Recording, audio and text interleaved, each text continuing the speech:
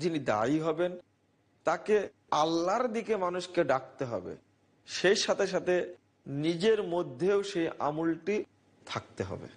আল্লাহ রাব্বুল আলামিন বলছেন, তোমরা যে কাজটা করবে না সে কাজটা বলো না, কাবুরা মাকতান ইনদাল্লাহ, এটা আল্লাহর নিকটে অত্যন্ত গর্হিত কাজ।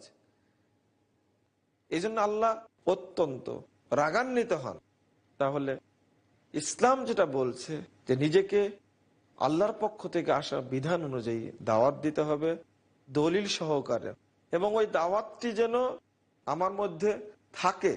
মানুষকে ডাকতে হবে আল্লাহর পথের দিকে, আল্লাহর দিকে।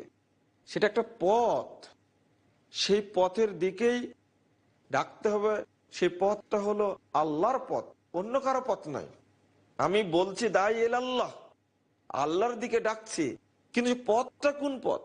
সেই পথটা কিন্তু আল্লাহর পথ না, রসুল মোহাম্মদ সাল্লামের পথ নয়।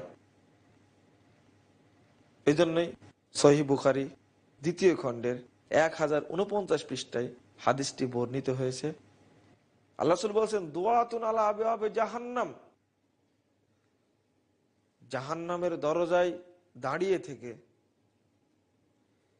এক শ্রেণীর দায়ী, এক শ্রেণীর আলেম মানুষকে আহ্বান করবে, মানাজাবাহুম ইলাইহা কাযাফুহু ফিহা, যেই তাদের দিকে তাদের ডাকে সাড়া দিবে তারাই তাকে জাহান্নামে নিক্ষেপ করবে।